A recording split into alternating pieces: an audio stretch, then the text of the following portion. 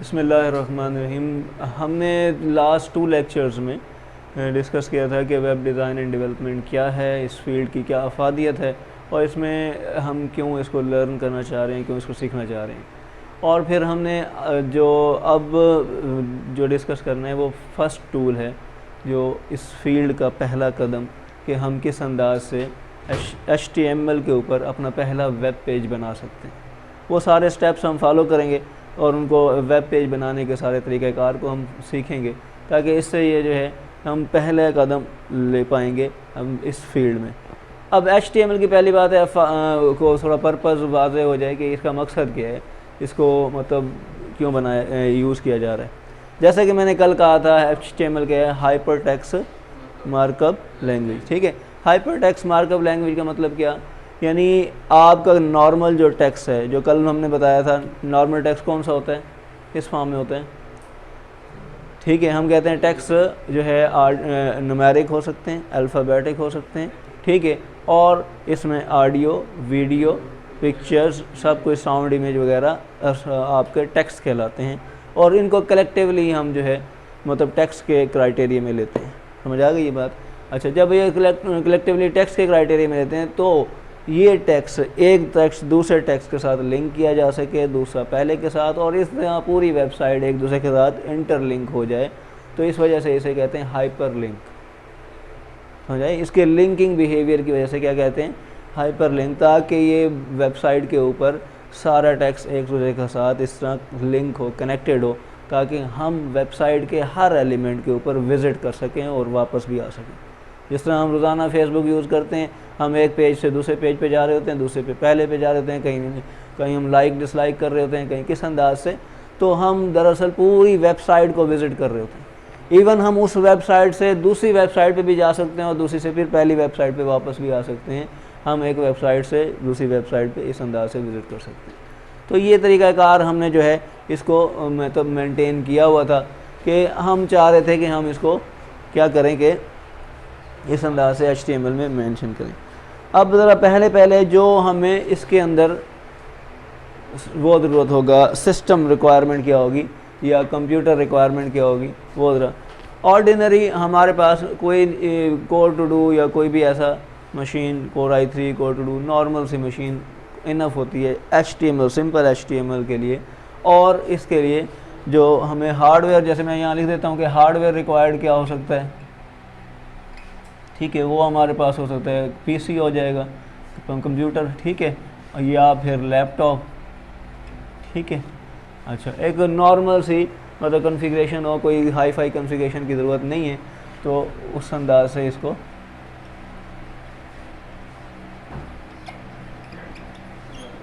अच्छा।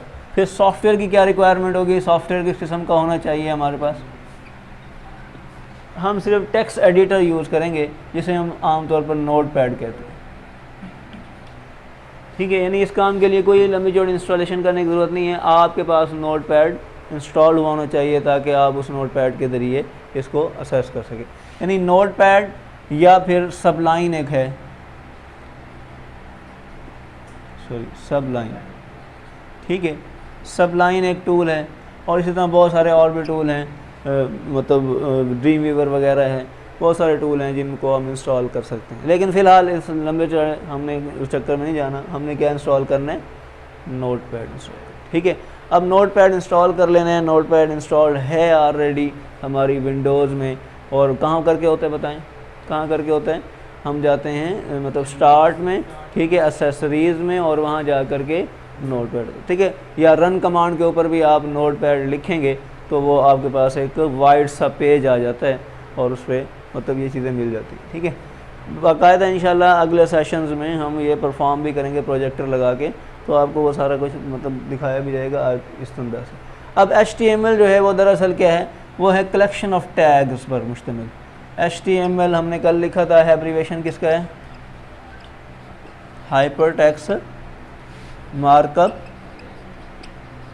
लैंग्वेज। ठीक है, हाइपर टेक्स्ट मार्कअप लैंग्वेज। अच्छा, अब ये कहता है कलेक्शन ऑफ टैग्स हैं, कलेक्शन ऑफ टैग्स हैं। टैग्स किसे कह सकते हैं, टैग को आप कमांड्स भी कह देते हैं, ठीक है, कंट्रोल भी कह सकते हैं, ऑब्जेक्ट भी कह सकते हैं, एलिमेंट भी कह सकते हैं, ठीक है। तो ये टैग्स को इन नामों से हम कॉल करते हैं, यानी ये टैग्स कमांड्स हो सकती हैं, ठीक है। अब ज़रा मैं टैग के दो अक़साम हैं, यानी टाइप्स हैं, टाइप्स ऑफ टैग्स हैं।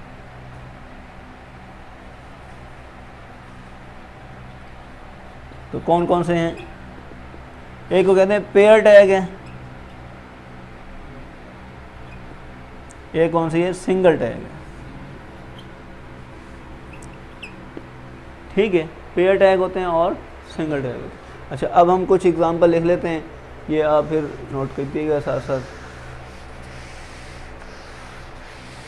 इसके PDF वगैरह भी, मतलब एक प्रेजेंटेशन भी बना रहा हूँ साथ साथ, वो भी आपको मिल जाएगा, रिकॉर्डेड लेक्चर भी आपको चैनल पे मिल जाएगा, और वीडियो उसके साथ PDF वगैरह भी मिल जाएगा।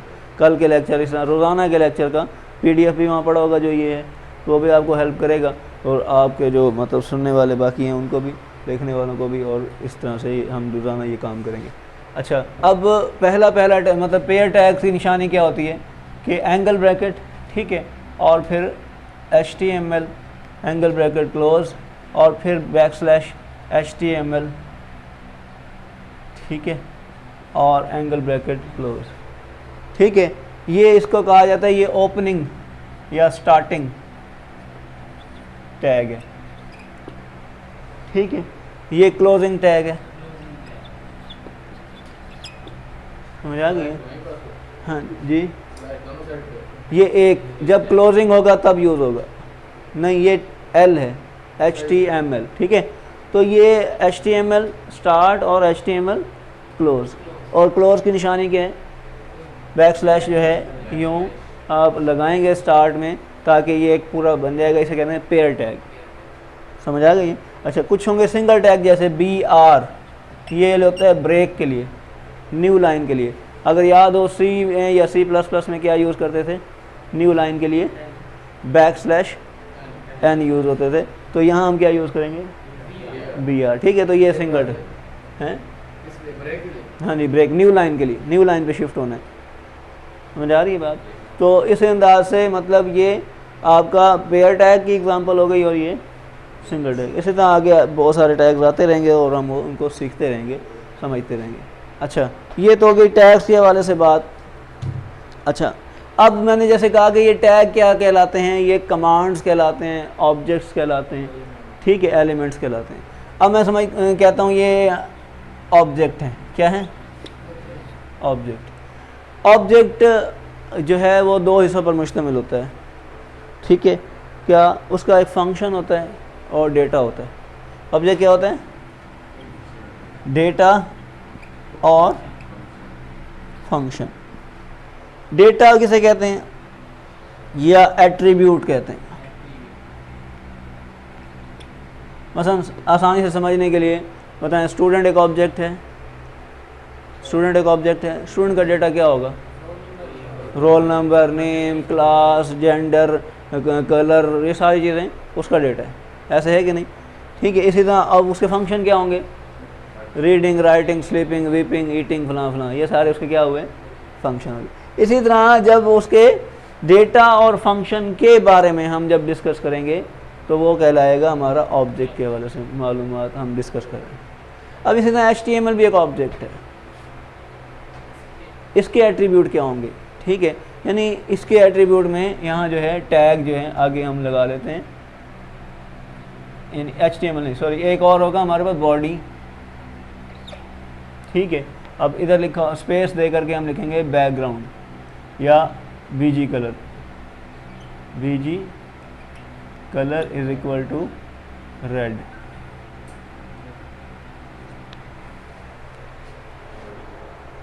ठीक है, BG कलर बैकग्राउंड कलर। ठीक है, background colour is equal to red. अब टैग का नाम क्या है? बॉडी।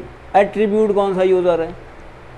बैकग्राउंड कलर तब्दील हो रहा है, बॉडी का बैकग्राउंड कलर तब्दील हो रहा है। ठीक है, और कौन सा कलर रख रहे हैं? Value, red. ठीक है, बिल्कुल उसी तरह ऑब्जेक्ट का नाम है स्टूडेंट, एट्रीब्यूट है नेम और वैल्यू है अली। बात समझ नहीं? एट्रीब्यूट ऑब्जेक्ट का नाम क्या है? स्टूडेंट हो गया। एट्रीब्यूट क्या है? वैल्यू क्या है? ठीक है, इसी तरह एट्रीब्यूट का नाम स्टूडेंट है, एट्रीब्यूट है एज और वैल्यू है। ठीक हो गई बात? तो बिल्कुल इसी तरह मामला ये है कि क्या हो गया, हमारे पास एट्रीब्यूट है बॉडी, सॉरी क्या नाम है, ऑब्जेक्ट है बॉडी, और बीजी कलर क्या है? एट्रीब्यूट, और वैल्यू क्या है? रेड, रेड ग्रीन ब्लू जो भी देना चाहें। हाँ, डबल कोटेशन। बात समझ आ गई है? सो इस तरह से हमने इसको अंडरस्टैंड करना है कि हर ऑब्जेक्ट टैग कहलाता है। टैग के बहुत सारे एट्रीब्यूट होंगे, टैग के क्या होंगे? बहुत सारे एट्रीब्यूट होंगे, और हर एट्रीब्यूट अपनी ख़ास मखसूस वैल्यू रखते हैं। ठीक है, मसलन मैं आपको एक और एग्जांपल यहाँ कोड करता हूँ।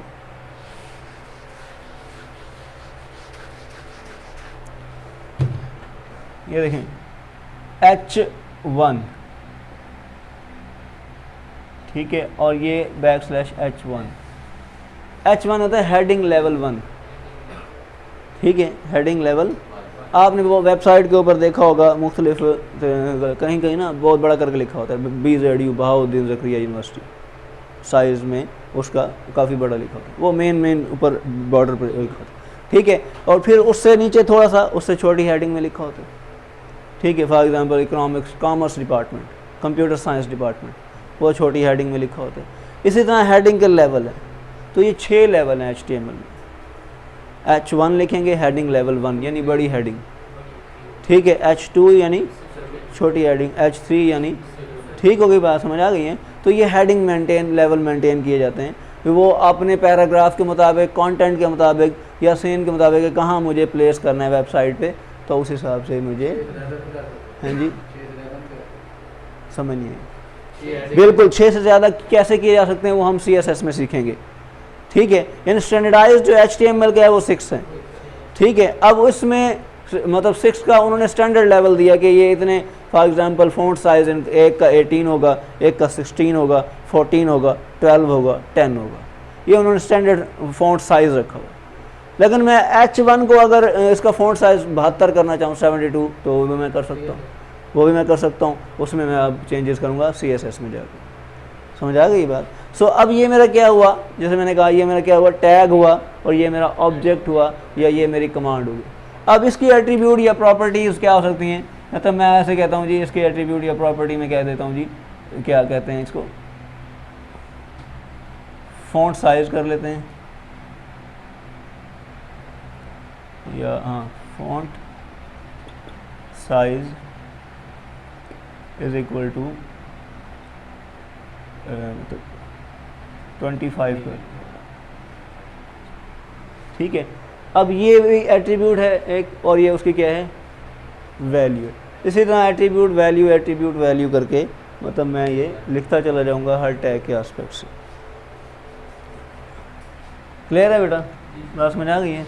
तो ये एक जनरल सा डिस्कशन थी जो HTML की बेसिस के वाले से है कि HTML जो है वो कलेक्शन ऑफ टैग्स होते हैं, उनको कमांड्स या ऑब्जेक्ट्स कहा जाता है, और उन टैग्स में जो है हम 2 किस्म के टैग्स होते हैं, पेयर टैग होता है और सिंगल टैग होता है। पेयर टैग की निशानी ये है कि वो उसका ओपनिंग टैग और उसके बाद एंडिंग में बैकस्लैश उसी टैग का सेम नेम यूज़ कर लेंगे जो ऊपर यूज़ किया हुआ है, उसी को नेम को सेम यूज़ करेंगे, बट स्टार्ट में बैकस्लैश लगा देंगे, तो ये हमारा पेयर टैग मुकम्मल हो जाएगा। अच्छा, तो इस तरह से ये हमारे पास सिनेरियो है। अच्छा, अब जब आप कोड कर लेंगे, ठीक है, तो फिर आपको क्या करना है, फिर आपको इस फाइल को, जिस फाइल, क्योंकि ये फाइल कहाँ, ये कोड कहाँ कर रहे होंगे आप, नोटपैड में।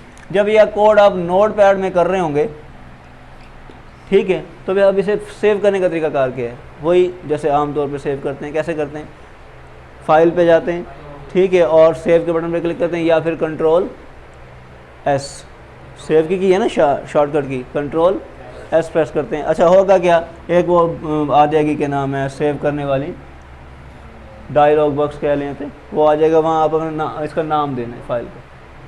फ़ाइल का नाम देना है। अब फ़ाइल के नाम देने में बस कोई नहीं, फ़ाइल का नाम वही दें जो आपकी वेबसाइट है। फॉर एग्ज़ाम्पल आप वेबसाइट जो बना रहे हैं वो स्टाइलो की बना रहे हैं तो स्टाइलो, बाटा की बना रहे तो बाटा, ठीक है। हाँ जी,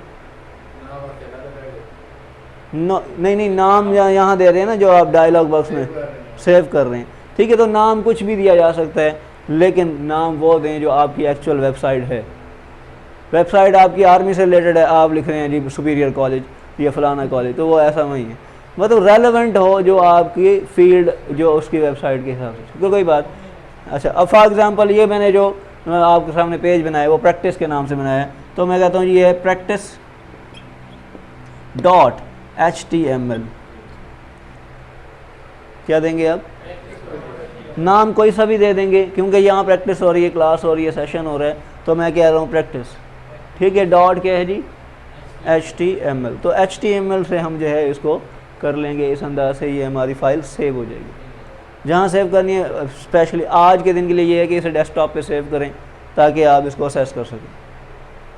क्लियर होगी बात? यानी हमने इसे डेस्कटॉप पे सेव किया और फिर जो है, और ये हमें किस नाम से सेव किया, कोई सा नाम दिया जो उसका एसोसिएटेड होगा, जो मटेरियल है, जो कंटेंट है उसके मुताबिक, और एक्सटेंशन क्या होनी चाहिए? .html। ठीक हो गई बात? तो ये वाला सिलसिला कार हमने इसमें किया। अच्छा, अब ज़रा मैं एक जनरल सा स्ट्रक्चर बताता हूँ कि ब्राउज़र का स्ट्रक्चर क्या है और कोडिंग किस तरह से इस अंदाज से करनी है हमें। तो ये ज़रा देखिएगा।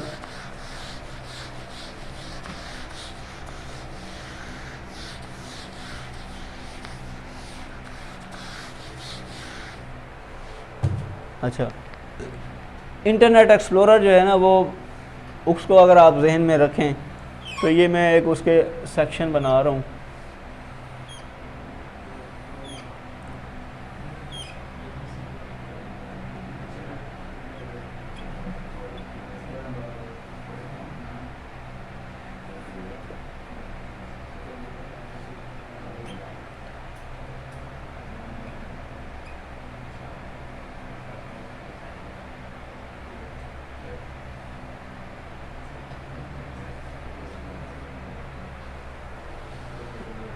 ये मतलब है उसका, इसे क्या कहते हैं, ये टाइटल बार कहलाती है, ये टूल बार कहलाती है, ये एड्रेस बार कहलाती है, ठीक है, जहाँ आपने एड्रेस लिखना होता है, ये आपकी स्टेटस बार कहलाती है। क्लियर है? अब कोडिंग का सिनेरियो देखिएगा कि कोडिंग में हम इसको क्या नाम देते हैं। ये आपका हेड कहलाता है, ठीक है, हेड। ये आपका बॉडी कहलाता है, ठीक है, और ये ओवरऑल कहलाती है HTML। बात समझ आ गई है? ये ओवरऑल क्या कहलाती है?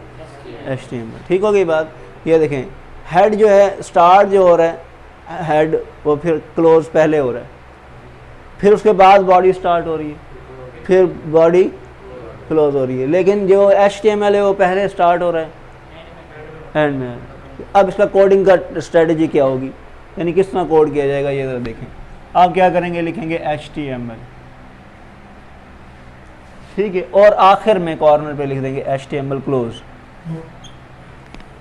बात समझ आ गई है?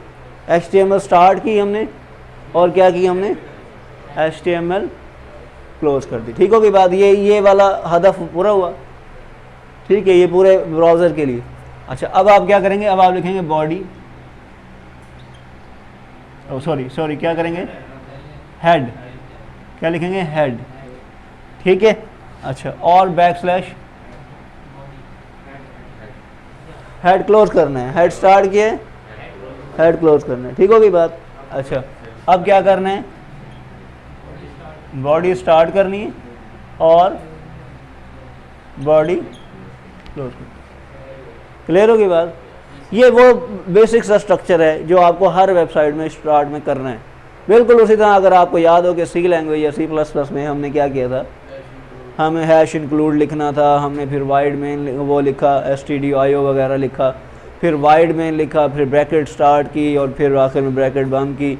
ठीक है, ये सारी चीज़ें हमने की ना, तो हमने कहा जी ये ज़रूरी है, ये हर प्रोग्राम से पहले आपको ये स्ट्रक्चर बनाना है। और बिल्कुल इसी तरह यहाँ भी यही है कि आपको हर HTML पेज को कोड करने से पहले आपको ये इस अंदाज से स्ट्रक्चर बनाना है। समझ आ जाएगी? बताएं, क्लियर है? ठीक है। अच्छा, अब ये ऐसा क्यों किया गया है, इस तरह से सेक्शन वाइज क्यों बनाया? ठीक है, देखें, ये इसे कहा जाता है नॉन क्लाइंट एरिया, ब्राउज़र का नॉन क्लाइंट एरिया, इसे कहते हैं क्लाइंट एरिया। आपकी कोई सी वेबसाइट है, फेसबुक है या कोई सी भी वेबसाइट है, आप ज़हन में रखें, जब भी उसे चलाते हैं वो कहाँ खुलती है? इस एरिया में खुलती है, वो यहाँ तो नहीं खुलती। ठीक है, चाहे BZU की साइट हो या दुनिया की कोई वेबसाइट हो, वो कहाँ खुलती है? क्लाइंट एरिया में खुलती है। इसलिए यानी client can be change, client have rights to can be change, तो वो उसमें चेंजेस वगैरह कर सकता है इस एरिया में, इसीलिए वो क्लाइंट एरिया, हाँ, इसीलिए उसे कहा जाता है ये क्लाइंट एरिया, कि क्लाइंट हमेशा इसमें चेंजेस कर सकता है, जबकि इस एरिया में क्या चेंजेस नहीं सकते, तो इसीलिए नॉन क्लाइंट।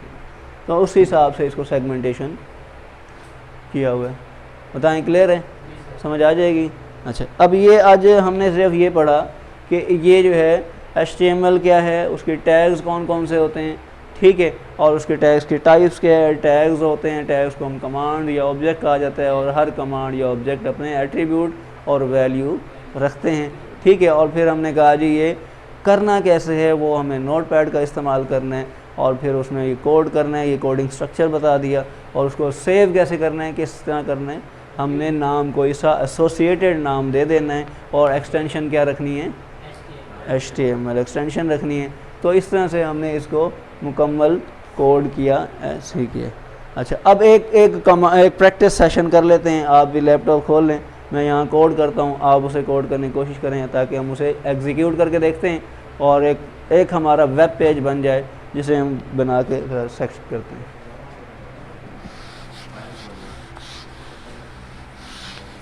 आप अपने कंप्यूटर पे नोटपैड खोलें,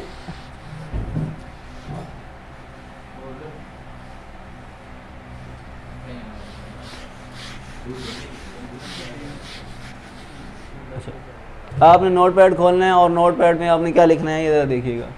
आपने नोटपैड पे लिखना है HTML यूँ एंगल ब्रैकेट से, ठीक है। अच्छा, और फिर नीचे करके कहीं दे देना है HTML, कुछ काफ़ी फासले पे दे देना है ताकि हम कुछ कोड कर सकें, ठीक है। उसके बाद आपने लिखना है हेड, ठीक है। उसके बाद यहाँ हेड क्लोज कर देना, ठीक हो गई बात। अच्छा, फिर आपने करना है बॉडी, यहाँ बॉडी, ये देख रहे हैं HTML क्लोज से पहले बॉडी क्लोज हो रही है, बाद में कभी नहीं करनी, और हेड के बाद जो है बॉडी शुरू हो रही है, बॉडी ऊपर नहीं लेके जानी, ठीक हो गई बात। तो ये सीक्वेंस बरकरार रहे ताकि हम इसको सही से कर सकें। अच्छा, अब ये देखें, हम यहाँ लिख रहे हैं H1, पहला टैग यूज़ कर रहे हैं H1, और यहाँ लिख रहे हैं वेलकम टू एजुटेक कोचिंग सेंटर /H1। ये इस तरह से हमने लिखना है, कोई सा भी मैसेज लिख दें आपने। ये यहाँ लिखा है वेलकम टू एजुटेक कोचिंग सेंटर, और फिर हमने इसका टैग क्लोज कर दिया। टैग क्लोज करने के तरीकाकार बता दिया था आपको कि / देने और H1 दे देना। इसी तरह ये मामला करना है आपने, कब तक करना है? 6 दफ़ा करना है। ये सारा सिंटैक्स दोबारा लिख दें, मैसेज लिख दें और /H2 कर दें, H3, ये सारा कोई सा भी सिंटैक्स लिख दें, और क्या नाम है, सेंटेंस लिख दें, और फिर H3 कर दें। इसी तरह ये मामला कहाँ तक जाएगा? 6 तक जाएगा, जैसा कि मैंने कहा था कि मामला आपका H6 तक जाएगा, ठीक है।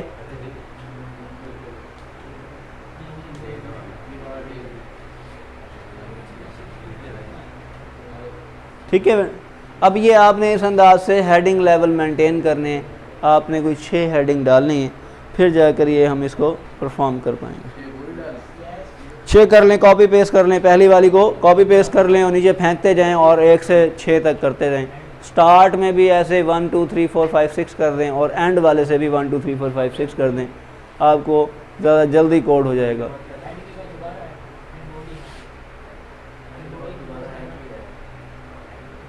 देखें हेड स्टार्ट, फिर देख लें हमने HTML लिखना है, उसके बाद हेड लिखना है, हेड के बाद हेड क्लोज कर देना है, फिर बॉडी स्टार्ट करनी है, फिर बॉडी के बाद H1 स्टार्ट करना है और वेलकम टू एजुटेक कोचिंग सेंटर /H1 कर देना है। और इसी अंदाज से ये आगे चलता रहेगा और ये 6 तक हमने ये करना है।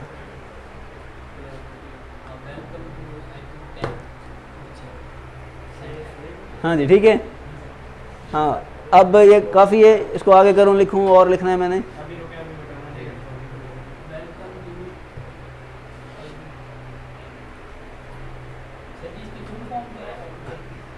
एजुकेशन इन टेक्नोलॉजी, ठीक है। अब इसे बाकायदा इंशाल्लाह कल से हम प्रोजेक्टर पे परफॉर्म करने की कोशिश करेंगे ताकि आप लोग प्रोजेक्टर से भी इसे मतलब समझ सकें, सीख सकें, ठीक है। अच्छा जी, आपने H1 से लेकर के H6 तक कर लिख लिया होगा, ठीक है। और साथ में कोई मैसेज दे दिया है, आपने स्टार्टिंग टैग भी दिया है, एंडिंग टैग भी दिया है, ठीक है। इस अंदाज से चेक किए। अब आप इसे सेव कर लें अपनी फ़ाइल को। हाँ जी 6 दफ़ा आप, क्योंकि H1 स्टार्ट किया, H1 क्लोज किया जी बीच में कोई मैसेज दे दें, बिल्कुल बेशक कॉपी कर लें इसको, कोई मैसेज दे दें, ठीक है, ताकि आपको अंडरस्टैंड हो जाए कि लेवल 6 तक हमारे पास वो विजुअलाइजेशन कैसे होती है, बड़ी हेडिंग छोटी हेडिंग किस अंदाज से आ रही होती है। डेटा बाद में हम उसमें करेंगे ताकि हम उसको कर सकें।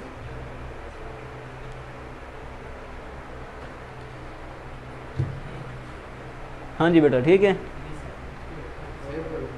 हाँ जी, इसे आप Ctrl+S करें, सेव हो जाएगा। आपसे ये नाम पूछेगा, आपने नाम कोई सा दे दें, प्रैक्टिस दे दें, सेशन दे दें, क्लास दे दें, और लेकिन .html एक्सटेंशन लाजमी लिखें। डेस्कटॉप पे सेव करें इसको।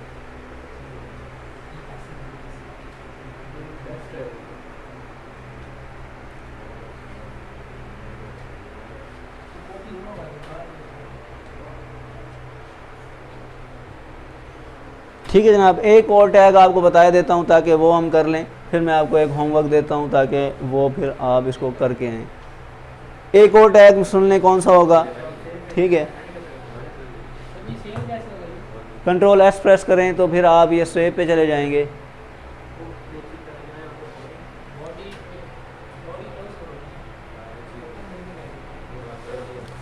अच्छा सुने, अगर आपने पैराग्राफ यूज़ करना है तो आप लिखेंगे Ctrl P और फिर P क्लोज कर देना,